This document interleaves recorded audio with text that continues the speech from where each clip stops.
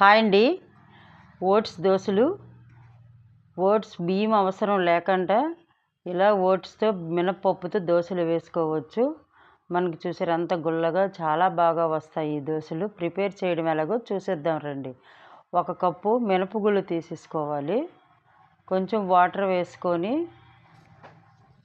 శుభ్రంగా ఇలాగా కలిపేసుకోవాలి. డస్ట్ అంతా లేకుండా మనం శుభ్రంగా క్లీన్ చేసుకోవాలి. క్లీన్ చేసుకొని వాటర్ వేసుకొని ఒక పక్కన పెట్టేసుకోండి. ఇప్పుడు 1 కప్పు తీసుకొని 1 కప్పు మినపగుళ్ళకి 2 కప్పులు ఓట్స్ సరిపోతాయి. ఇలా 2 కప్పులు ఓట్స్ తీసుకున్నాను. ఇది మనం వాష్ చేసే అవసరం లేదు. ఇందులోనే మనం వాటర్ వేసేసుకోవాలి. వాటర్ వేసుకొని ఒక 3 గంటల వరకు 2 నానబెట్టేయండి. నానబెట్టేసిన తర్వాత మనం ఇలాగ గ్రైండ్లో కానీ మిక్సీలో కానీ ఇలా వేసేసుకోవాలి. వేసుకొని నైట్ అంతా ఉంచేయండి. నైట్ ఉంచి ఎర్లీగా మనం దోశలు వేసుకోవడానికి ఇది చాలా బాగుంటుంది. ఇందులో మినపప్పుకి బియ్యం వేసే అవసరం కూడా లేదండి. ఓట్స్ తోటే మనం ఇలా దోశలు వేసుకోవచ్చు. హెల్దీ ఫుడ్, మంచి బ్రేక్ఫాస్ట్.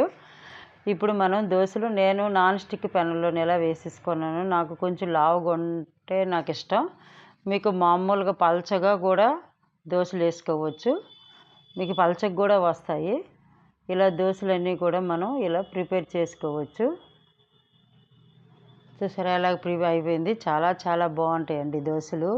గుల్లగా ఉంటాయి, చాలా టేస్ట్గా ఉంటుంది. Healthy food.